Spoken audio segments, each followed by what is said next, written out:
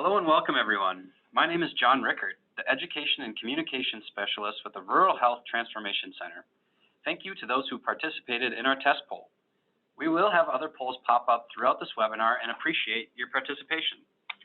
Additionally, feel free to enter questions into the Q&A pod accessible via the control bar on your screen. We will leave some time at the end to answer all of your questions. This is the 9th webinar in our series From Sticking Point to Tipping Point, Overcoming Rural Community Health Improvement Challenges. The previous 8 webinars are available for viewing on our website, as will be the recording of this webinar. A link to our website has been posted to the chat. You will also be receiving the link to this recording via a follow-up email. Now, on to the main event, creatively leveraging resources for additional capacity. Today we will be discussing potential resources that are available to help progress your work or to help establish a program or initiative. Here to share some expertise on the matter is Cindy Winters, the Project Advisor for the Rural Health Transformation Center. Cindy, the floor is yours. Thanks, John, and thanks everybody for joining us. For the next 30 minutes, we're going to share some national resources that we use to help accelerate our Heart of Niam work and build the capacity within our community and partners to address community health improvement. Thinking creatively and researching opportunities to tap into resources that are available nationally really help the Heart of Niam project accelerate our work. We really need to stop thinking of ourselves as resource poor, but rather resource rich. We just have to reframe how we view our resources and think differently about how to tap into and leverage them to our advantage. Today, I'm going to share two different strategies we use to address our work by tapping into a couple of national programs that we were able to access and help build the community capacity to address community health improvement efforts. This is something anyone can do. You just have to be willing to invest the time to apply. But if awarded, it's well worth the time and the effort. And these lessons have come from our on-the-ground experience with the Heart of Niam project, a 10-year research demonstration project in Niam, Minnesota, to decrease heart attacks in the 5603 zip code. Niam is a small rural community of about 13,500 people located 90 miles southwest of the Twin Cities. The project began in 2009 and the research portion officially ended in 2018. However, the project is still growing strong as a fully community-owned and driven initiative being led by an umbrella community leadership team and several action teams addressing specific challenges in the community. The Heart of Niam project was designed to apply and widely disseminate established evidence-informed health improvement practices based on the community's own level of risk and customized to their preferences. To set strategy, we first had to understand the community needs. When the project started in 2009, we conducted community screenings to better understand the health behaviors of our target population of 40 to 79-year-olds. The community diagnosis told us that 76% were either overweight or obese, 38% had metabolic syndrome, which puts people at high risk for coronary heart disease and or diabetes, and 17% reported getting the recommended amount of 5 or more servings of fruits and vegetables per day, and 64% reported getting the recommended amount of 30 minutes of physical activity per day. And these findings helped form the basis for the decisions about how we set our priorities going forward and started to distill the basis for our messaging.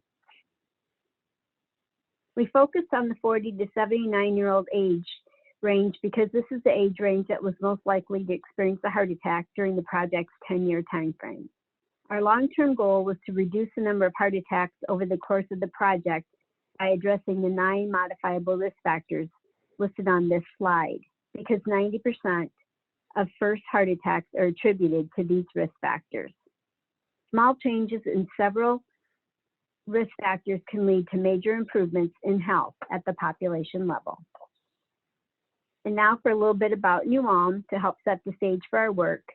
New Ulm is a very conservative German rural community of about 14,000 residents located 90 miles southwest of the Twin Cities. New Ulm self-identifies as the most German community in America, and everyone knows Germans like to have fun. As a matter of fact, that's the Chamber of Commerce's motto: Germans have more fun. It's known as the city of festivals, and there's at least one a month, if not more. We used to joke that beer, brats, and butter were the three primary food groups in New Ulm when the project started.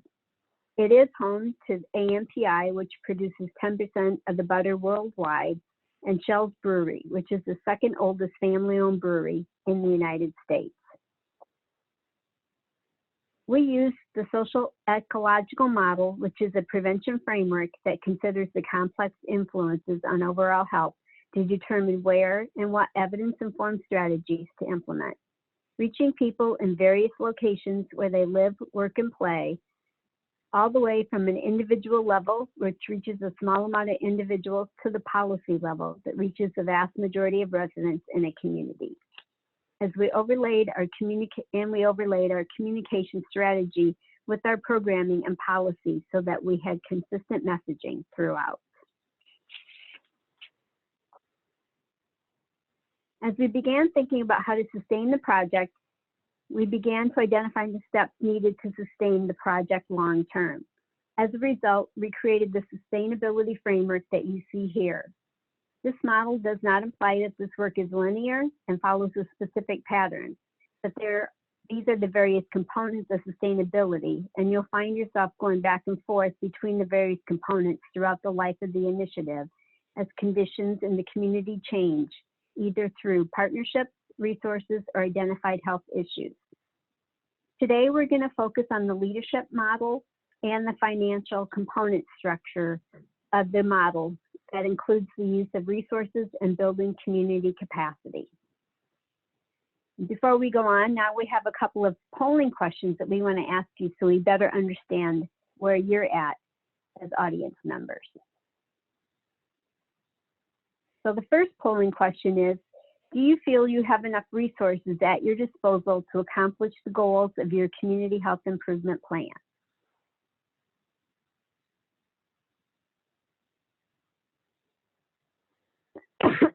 So please answer yes, no, most of the time, or you're not sure. I'll give you a few minutes to answer.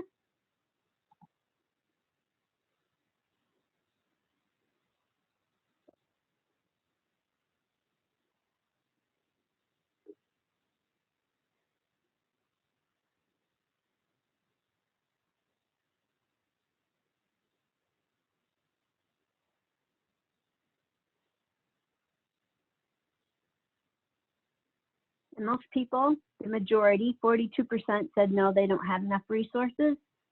38% said most of the time they do, which is awesome. 1% or 4% said yes, and 17% said they weren't sure. Okay, now the next question is,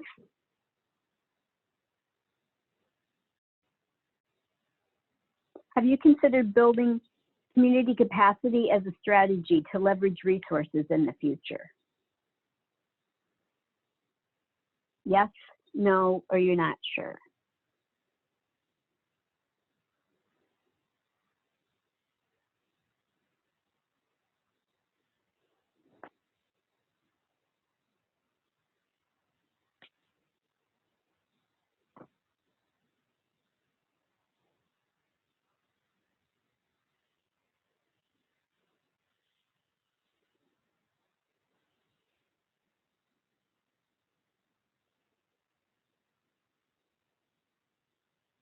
Awesome.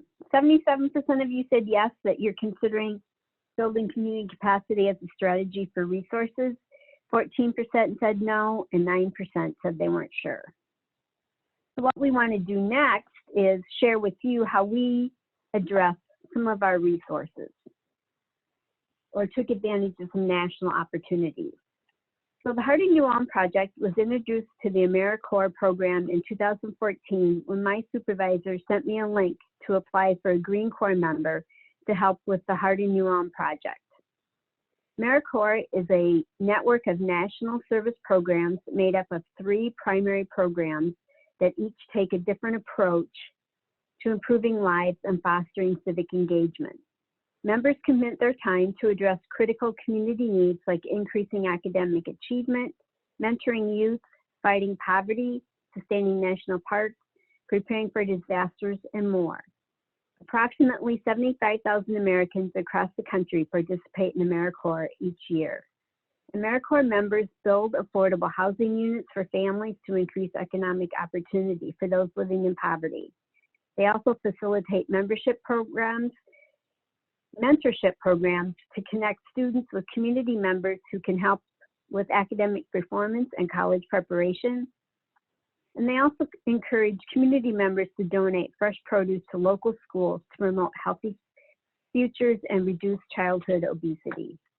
The AmeriCorps website is chock full of additional information, and the link is on this slide, as well as the resource page that we've created that can be downloaded when you visit our webinar website. Nearly every state has AmeriCorps funding and offers civic engagement opportunities to its volunteers. This is just a snapshot of the opportunities in Minnesota. You can go to the AmeriCorps website and find out which organizations host AmeriCorps VISTA members. Then go to the local websites to see if there are opportunities to apply for a VISTA volunteer. And I'm going to share our experience in applying to be a host site for a VISTA volunteer and the benefits that we gained from participating. The Minnesota Green Corps program is a statewide initiative coordinated by the Minnesota Pollution Control Agency to preserve and protect Minnesota's environment while training a new generation of environmental professionals. The Minnesota Green Corps program begins in mid to late September and operates through August. The MPCA plans to place up to 42 full-time members this year with host sites throughout Minnesota.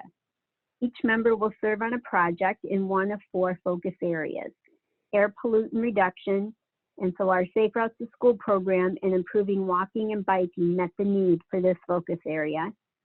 They also participate in community readiness and outreach, green infrastructure improvements, and/or waste reduction, recycling, and organics management. Members receive training from the MPCA on a quarterly basis, including a 3-day orientation at the beginning of the year.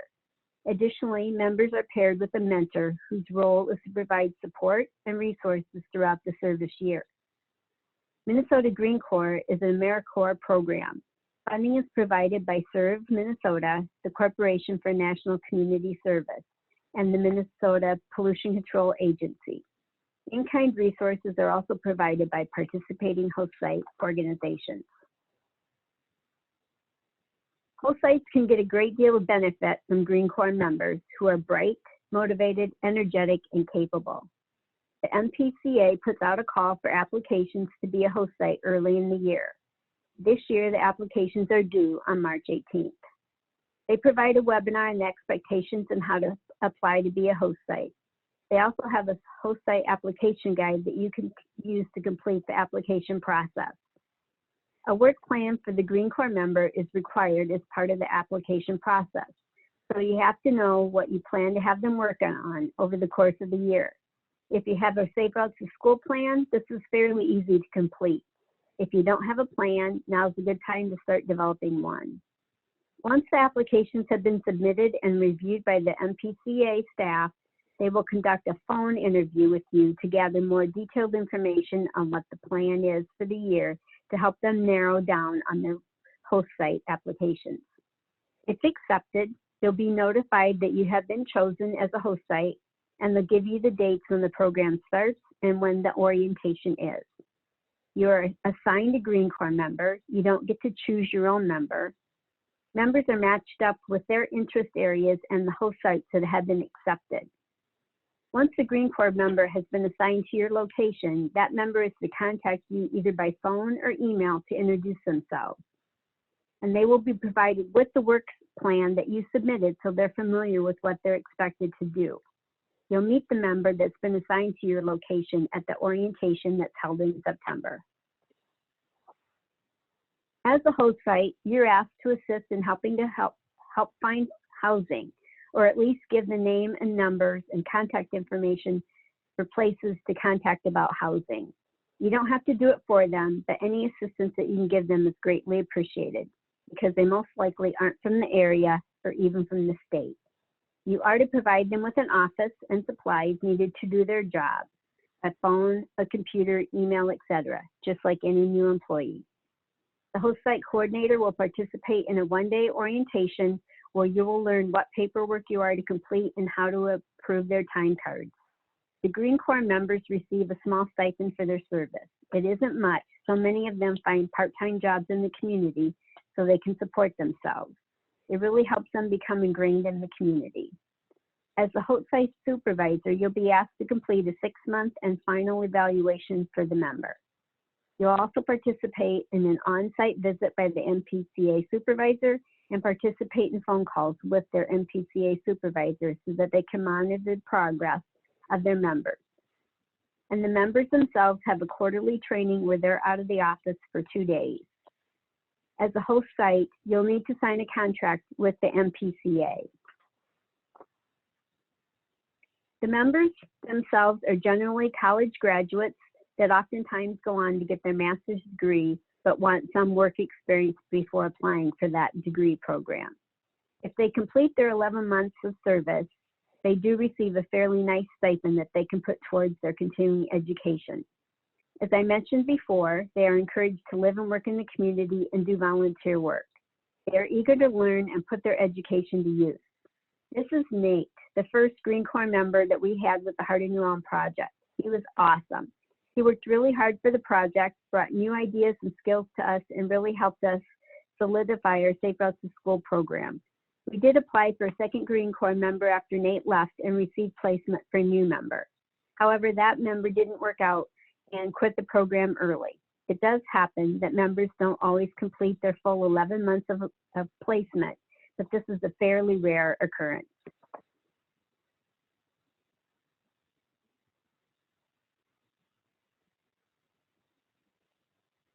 Sorry, my computer just froze up. As I said, Nate was awesome, and he got our Safe Routes to School program up and running. We had just developed our plan, and he took the plan and implemented it. He formed our Safe Routes to School team and facilitated the meetings after a few months of guidance. He analyzed our Safe Routes to School parent survey and developed a report for the schools and city council. He created safe walking and biking routes for the program. He worked with the city to designate safe biking routes throughout the community.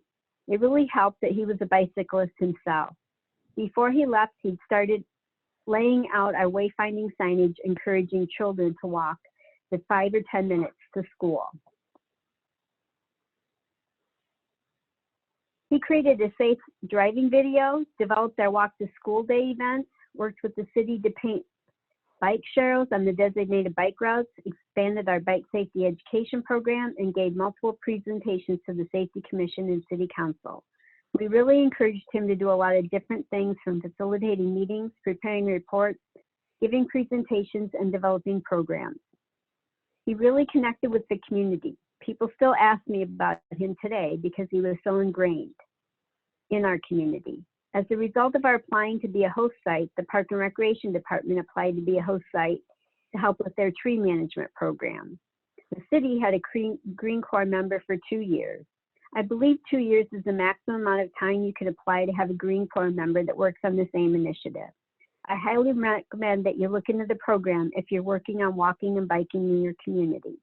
It's nice to have an individual that can focus solely on that aspect of your plan. Getting processes in place takes longer than maintaining or tweaking them. And I'm sure our Safe Routes to School program wouldn't be where it is today without having had a couple of Green Corps members to help. The next national program that we applied to participate in was the National Leadership Academy for the Public Health, or NLAP for short. The goals of NLAP are to educate stakeholders about evidence-based policy options, drive the adoption of evidence-based practices in communities, and better align medicine and public health and improve health outcomes in our nation through sustainable systems changes. This is a free one-year program that's awarded through a competitive application process.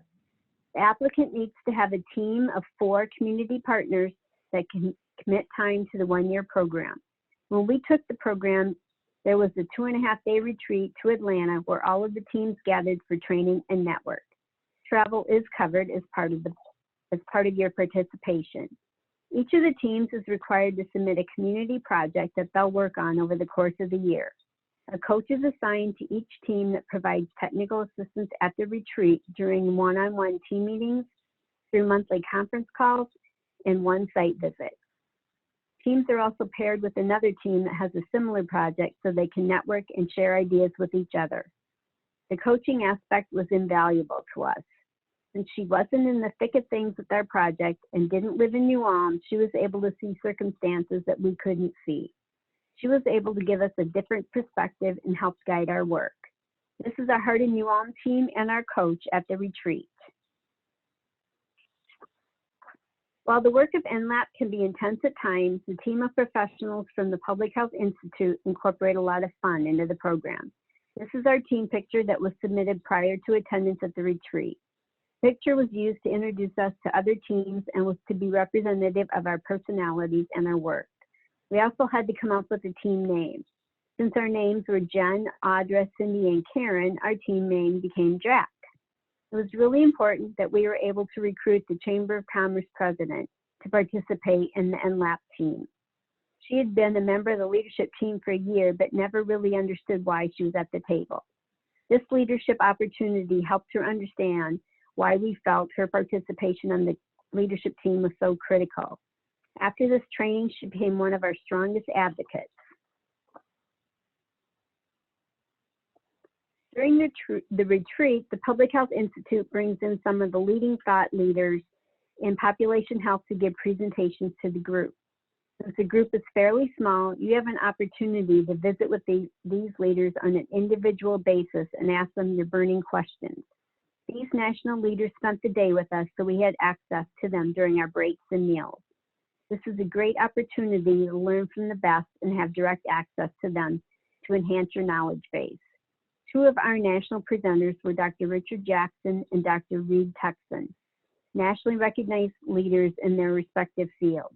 Dr. Jackson is passionate about the built environment and has co-authored the books Urban Sprawl and Public Health, Making Healthy Places, and Designing Healthy Communities, for which he hosted a 4-hour PBS series.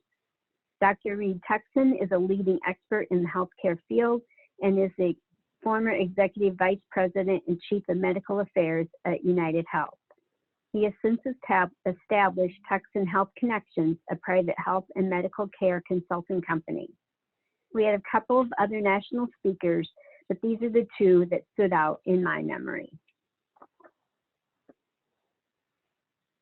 And NLAP provides you with a variety of tools that your team can use to help you complete your community project. You're required to complete some of the tools as part of the training process, and other tools are introduced to you and your team, and you can decide whether or not you want to take advantage of them. The amount of time required by the team includes monthly webinars on various topics provided by the Public Health Institute, monthly 1-hour conference calls with your health coach, and completion of the various tools that lead you through your community health project. These are projects that you would be working on anyway, so it isn't that much more work to complete the assignment because they support your project. We brought all of the tools to our leadership team to complete rather than just having the 4 of us complete them. That way, the entire team was introduced to the information and we all learned new skills that strengthen our team. Having access to all the great information and assistance over the course of the year was a valuable experience for us. Once the training year is completed, your team will continue to be supported by the Public Health Institute through newsletters, resources on their website, and their communities of practice calls. The call for application goes out in the fall with the announcement of new teams at the beginning of the year. The program begins in the February to March timeframe with the retreat to kick off things. It's worth looking into and considering.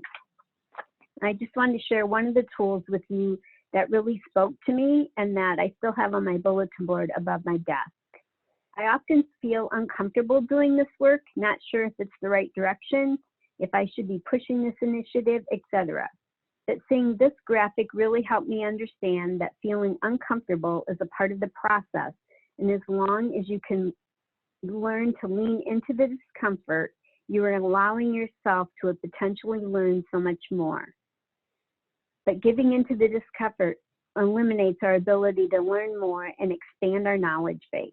So when I'm feeling uncomfortable, I study this graphic and remember that this is a learning opportunity and that I should embrace it. So please start getting comfortable with being uncomfortable. You'll only be the wiser as a result.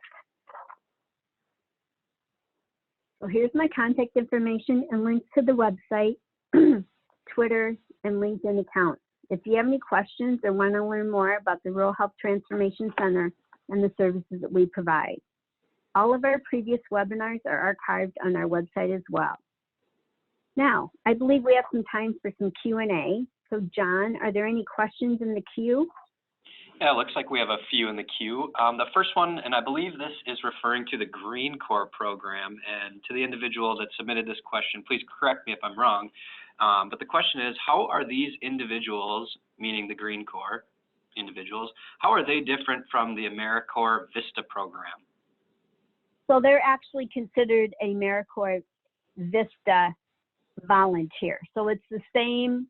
Yeah, it's confusing, and I was confused by it, but it's the same program. It's just that I think MPCA calls them Green Corps members. Okay, thank you. Looks like the next question is, how long does it take to fill out the application that is due on March 18th? Well, I would recommend, if you're really interested in doing it, starting right away, because the work plan can be rather daunting to complete, but it's honestly, it doesn't take that long. But you do have to put a lot of thought into it, because that's what's going to raise your application above others. I would imagine that they get a lot of applications and they only have 42 people that they place each year. Great, thank you. Looks like we've got a couple more. The first one would be, does the Green Corps member have to be housed in the same location as the host site supervisor?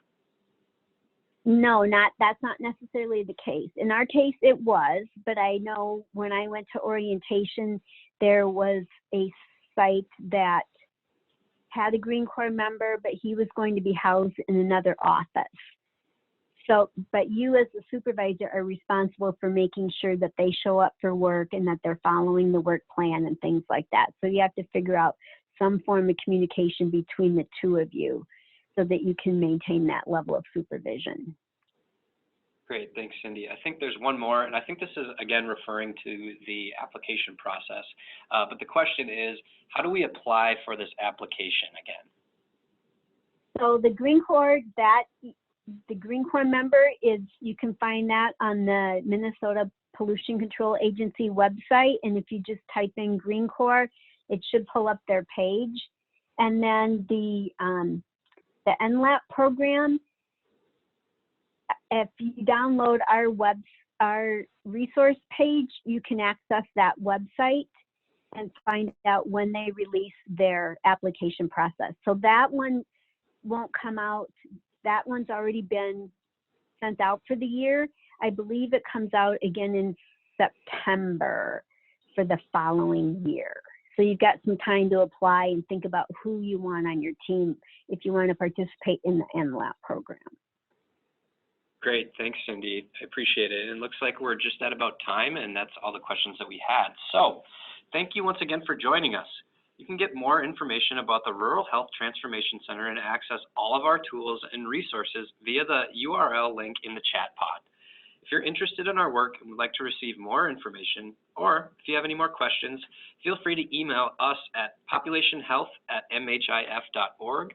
Otherwise, you also have the opportunity to email Cindy, as her contact information is on the screen right now. So thank you again, and have a great day.